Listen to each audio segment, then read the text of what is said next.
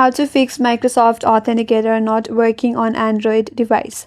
First of all, try to restart your device. A simple restart can help fix the app glitches, so restart your device and check whether that will help you or not. If still not, ensure that you have a stable Wi-Fi or mobile data connection. If your Wi-Fi or internet connection is poor, then the application will not work properly. And if that's not your case, still the application is not working, look for the Microsoft Authenticator update. If the application is missing out any updates, the application will not work properly. So to look for the updates, you have to open up Google Play Store, tap in the search icon at the bottom right, and in the search bar, search for Microsoft Authenticator application.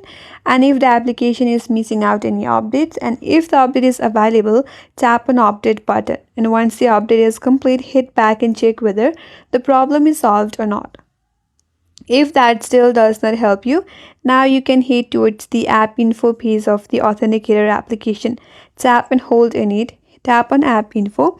Once you get to the app info, make sure you have allowed the notifications permissions. For that, tap on permissions. And here tap on notifications and allow the notification permissions for the Authenticator. After that, go back. Scroll down a bit and head towards the battery section, and here you have to choose on restricted. This prevents the application from closing in the background, so choose on restricted. Once you're done with that, head back and check whether your problem is solved or not. If this still does not help you, then try to uninstall and reinstall the application. Delete the Authenticator application. For that, tap and hold in it. Head towards the app info again. Here tap on uninstall. After you uninstall it, reinstall it back from the Play Store and check whether your problem is now solved or not.